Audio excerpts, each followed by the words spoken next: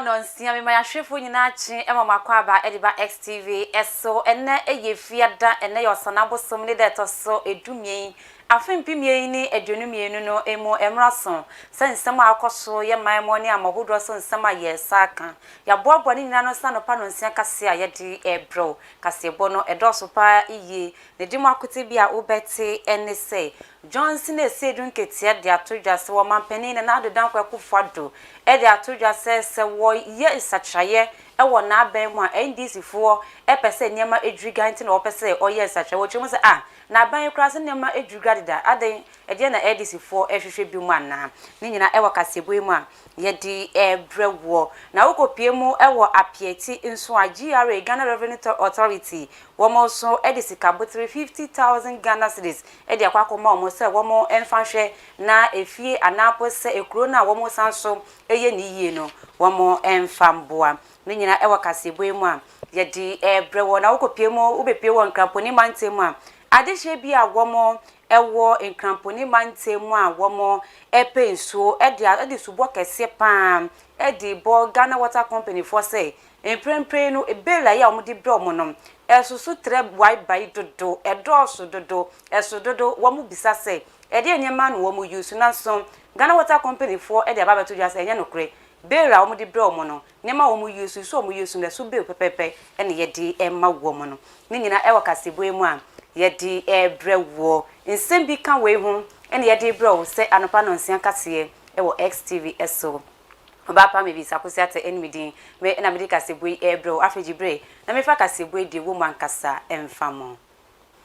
se ya hwefo nyina ebeka ya na otwe wie ya bo wa mane fiti na otwe ya hyase ya ene ya bo wa mane se o mampani na adodan kwa kufu ado akoka no ewo etefedu mantemu abra wo kwa aprobo ese amafo ekeka se wonye satraye ewo na aban mu nanso wono de wo kanti supim ese nkrofo wonu wo eye adwuma no wo sefata obi biara di bra wode ama na adwuma bia wode ahye obi bia nsa no adwuma ne pepepe na sankrofo no wo eye nti wono de ne wo hu no ene se wo mo a wo mo frese wonye satraye ewo na aban mu no big opposition NDC amanyoko no wo mo eka ho bi no mpese nyama edrigam esan se wo mo nim se ni tima wode ye adwuma no bibia akoyi na se bibia akoyi a wo mo nya bibiara emfa nye campaign ema Ghana front so aba emfa ma NDC amanyoko na afempimie ni edunu na enu nti no mpese wo ye nsatwaye mse na be ya nyama ebedriga nanso Johnson esedu nketi a wono eye trɔtrɔfo edima NDC amanyoko no edi anu yi edi amaga na mampeni na adodan kwa kufado SA na sembe na wo kanesa no se ye NDC for ye pese nyama dwiga wo aban mu ne senti na ade ikura se nyama enko ye dida ede nyama mpo ene samba be se ni bi wo twem se nyama enko ye wo aban ni mu na wona wo mo fese wo nye nsatraye e wo na aban mu no eye NPP amanyoko na ene wo mo fe ne nye wo mo NDC for na wo mo NDC for de wo mo se nyama enko ye de tenya dia almost answer per se near maybe essay no government to be destabilized. The government itself is not functioning. So who is going to destabilize it and take credit for destabilization? Let me tell you, this demand for reshuffle, it is coming principally from within the New Patriotic Party. They said that this government is a poor representation of what New Patriotic Party stands for. So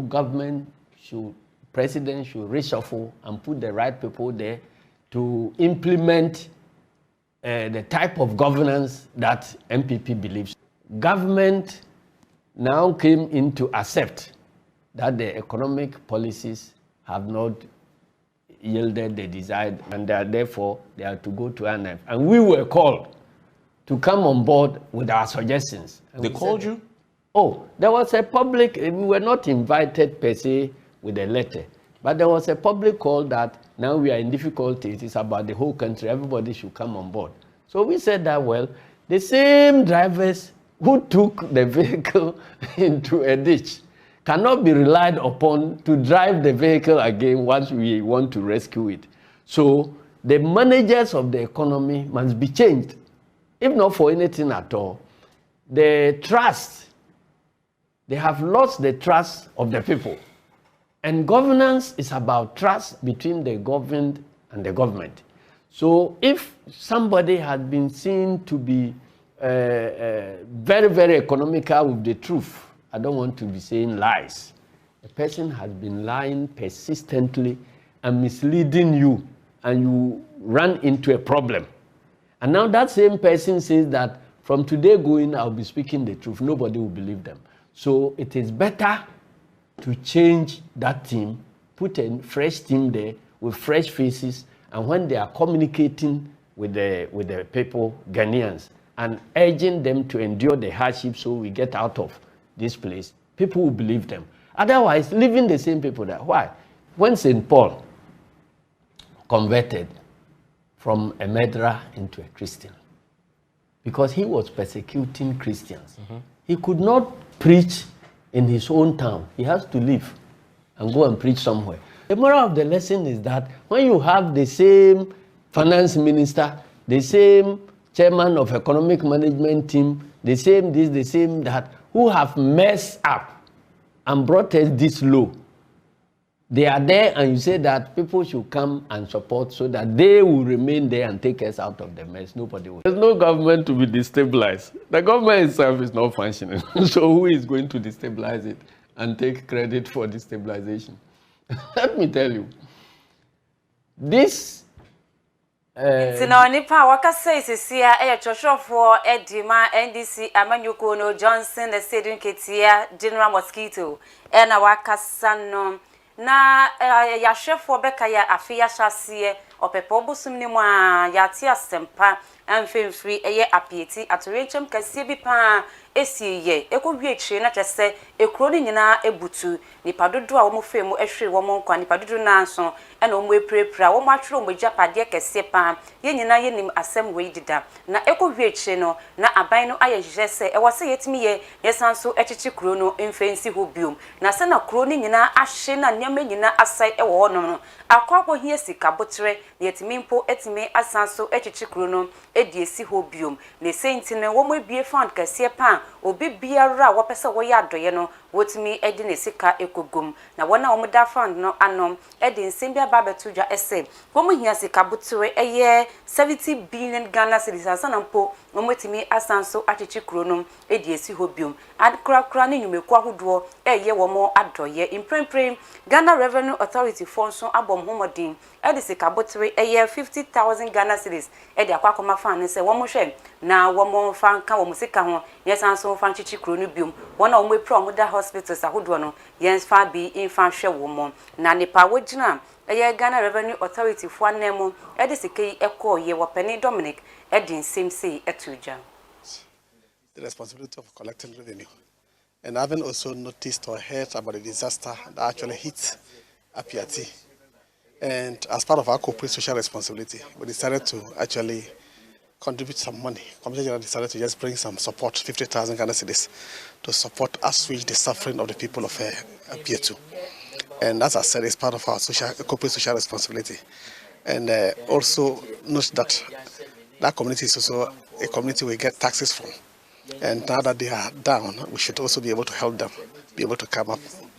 to continue to engage in their economic activity. That is the essence of our being here.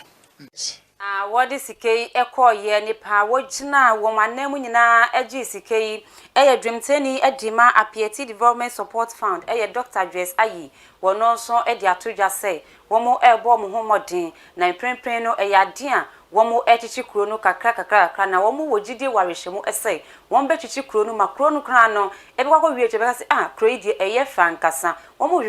hwe nim se won bebo mo homodin that de se fata Apieti fo no yedi ni nyina ebetimi ede amma womo enti wosan so ejina we so ka kire ankrakra ni wona omsemu ewo bi ese won beye womo emwa. They want an enhanced community, not just because it was wattle and daub, you just go and do that. No, they want to create a modern community with as many facilities as possible. And obviously, perhaps even with an enhanced, how shall I say, social, not only the social amenities, but, people had some kind of trading and so on that they need to do. Yes, yeah. So that's what they want to do. In fact, we have a company called Gensa that has decided to build a market, a very modern market. Na trese Reverend Dr. Joyce Ayi ono ena wetime akasa no na yeto akase no so de wakwakopi mu ewo nsem foforo mu na nsem bi aba betodwa ese adehye bi a womo ewo nkran bronu bi eso ede nsem bi aba betodwa ese bill na eye Ghana Water Company for ede bre wo mu no bill no esosun dodo bill no susun dodo womo bisasa ede yen kwa na womo yusu womo fiefie ene womo nyume mu a se bill ni beba se tie ni na so Ghana Water Company for ede anu ye dia base enye nokre bill na yedi ebre wo mu no nyama womo yusu no eso bill pepepe ene yedi ebre wo mu no na engineer Dr. Clifford A. Brima wono eye managing director Edima Ghana Water Company edi atodwa say adwuma na womo eye no womo boka papa amafo mo ye illegal connection chese nyema ekoso no amafo ewia womo nsuo no papa na ebekwa wie echi no so no se won benua nsuo no mpo ansa na mpo betimi edi ama Ghana fo enye bi anom no ne nyina egi sika nti womo eboka pa na no so chese womo di bewa kese a ensem fata Ghana fo ene be ma womo wo cheche ni nsem emu. Commercial losses means illegal connection, people tampering with our meters. And that is where we want our customers to help us to check. It is important that communities take note of illegal connections. You have a fixed volume of water running from one point to the other within the community. And you have a number of people who are tapping on that line. What it means is that if you allow somebody to tap more than he should tap, he is using another customer's volume of water. And so it is not just Ghana Water Company that is losing, but the community members will be losing, especially those downstream. Commercial losses mean Enuechi wasanso echire mo womo eye target revenue target a womo de to omo ni sank womo ebenya eye afempimie ni dunson no de womo nyaye na afense na afempimie ni aduonu ba ko de womo enyaye se na ekoso se na eba afom ni nyina eye ohawa hodo bi a Ganafo edi womo efemu no wo cheche ni nsem. The meters are up to date and are reading the numbers that they are churning out are not numbers that people sit and just cook, by the numbers that the meters read. Sometimes people complain we are overbilling them. And GWCL, we say that it is our meter we know. Your consumption, we are not there. And so we might not be able to argue with you. But if our meter says you consume 100 units, will bill you for the 100 units. Nikrakremo and wasanso editu just say adishe bi a womo eye illegal connection eyade ha omo papa siesi ye hwenyama ema Ghana Water Company for womo bokapa ewo man mu a eye illegal connection hodo a Ghana bi eye no wochum se ebo mo ka no womo ka che Ghana for se wona womo ye saade no ebi wo hompo anya de womo yusu onu womo fiu womo ye illegal connection no maton e de ama adishe a womo wo mpeten ye so mu a won behwe se emra ni obedi se na se fata ankasa. The national security is coming in because if you cut a pipeline, whatever you introduce in the pipeline, nobody knows. And you have not been accredited. That means that you have the discipline and you have the training to connect and you go touch it. You can be a suspect. And so if national security makes it a security issue, people will stay away. When somebody, the adhesives we use to join the pipes, some are not human friendly. So what kind of adhesive will the illegal connection person have used? Nobody knows. And that is why it has to become a national security issue, because we cannot compromise the quality of the water that we present to people. The national security... Seno Dr. Engineer Clifford wono ena wetime akasane mo no monso mo hwe se se na monam krom wo be nam krom pa wo be mo se iso ibi pipe bi apan na ebe pai ebe gu ho saa do hwiri ba ko do hwiri mienu ye be from anya de ombefa wo kwa kechi ombe ka se Ghana fo ibi a na mo hwe da ekopa mo hwe se mo lines na wo kro no mu nyina mo be hwe se bibi biara ekoye se na be ya nsuo no engu ho kwa sa eyasa eno so kan obi na mo boka no yenkopie mu e wapomudin mu nsem mu osoafo a wono na ehwe apomudin ho nsem so eyononyam ne kwaku agiman menu wono so e de atodwa se eyesa bia bi e wasante mantem brono bi yefra ho sawa na wo kyerem se imprempren no omo bo mo homodin eye dwumadin na nkyekura no eya ade o mbe wie ma ayarehwe nso etimi akon kan dia ma dehia wo mo ewo ho no mfidie ni ade nyina ba ye ho adwuma problem kakra ye wo ye kwana ye de be free krum aba ena fe nkane ye de be join national grid no eno so ye tu ho na mo no kese pa me the precious energy minister no so ye me no so ye push finance se be nya ska esme sabaya mai na ye tumi de proper national grid no abisi na fe ye the power aha no we have had 1 or 2 meetings with the president himself. He's putting pressure in addition to ours. Now we believe we will get some money to get this things done as quickly as we can. Sino oswafo a wono na hwe apomudi ho nsam so no nyam ne kwaku agiman menu na woni nsentwerefo ekasa ya bra wakoye inspection e wodwuma na ekoso no ho no wodi sansem nyina wotime edi atudwa yenko kaseboy mu ne nkopie mu ewo nsemfofromo na nsemfofromo nso no ababe todwa ese apostle eye nhwehwemu didindin onim se na nsenya na ebetodwa yesi green Ghana de o mapanim edi san hwehwe eba yese yenhwe na yenduedue nua se na beya ewiemu nsatra ye nyema betimi akonkan pa edi amajen na nsenya no wo edi de toso mienu no edi ehhehye so a mampani ehhire sika botire kra yetimi edi koto sa enue yi seedlings ya sa na po yehhehye di ma mensi ahodo no se wo enkonkodua na nso ehhehwemu aba bededi ese apostle se wo akwa ko se seedlings bia yedi ama eye kromafo so wo enkodua na yakwa ko hu ewo zoom lion container yi mu a yedi ball egum no yedi akwa ko gum se ye to atwene na so police for say wo ye hwehwemu so wo hu nkrofo kwan wo di se edwuma yi a ade a mra no bedi se na se fatanka se na ade a wo mabo o many comparison say eye about 8,000 seedlings edoso pa iye na mo di akogu bolemo se e ba ne sense ko ne senyo obi entimi nche seedlings normally the possibilities two sources a bit my green Ghana seedlings maybe and a bit to me so I private nurseries now we raise seedlings now hope some beton on or before the green Ghana planting time no send pakrona into me anton a beer or bit to me unfortunately any Syria no by Syria no based on the polythene bag a bit me confirm but say to me who track no and I say will be the police wanted to me who join the investigation more only two seedlings no then we'll be able to tell exactly say bia as me see and will be two seedlings we on your seedlings no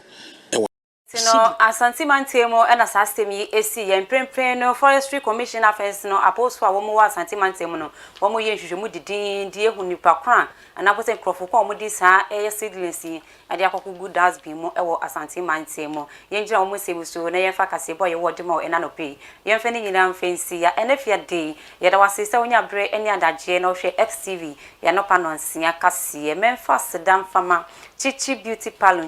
Palon se weekend yi ade amafo bebre na tonsa ade ap program bebre bekoso na wotwe wieye na wo konso wo sa wotimi ufa wo ho kama na wo pie wo ho na obi won se sister ne ho ofe yi ni nyina Chichi Beauty Palon pen obetimi aye ni nyina ade amawo wo se ebi mpo wo fie unya adaje wo de beba ne nchen wo poko ase hanom no bo modern na friend wo ye home service wo beba wo nchen aba be siesie ho kama pa ade amawo friend no 0547 254 078 0547 254 078 Samsung and Ayet Christian so say bra no pamatade kama enfahyew South Africa we na upo dinner we na upo etade bia wedding gam na upo ni nyina opam ni nyina bi e wona so ye enkwala mpanifo emane mema ni nyina bi opam e woni honom Samsung wose wo a wo kwado a woni gye ho se wo pesa wo sua de pam no bomade na bra ne nchen no wadaje pa wo de be kyerɛw wo be wie na wo so wetimi enya wo sa no enwuma wose frɛ no e wo 0242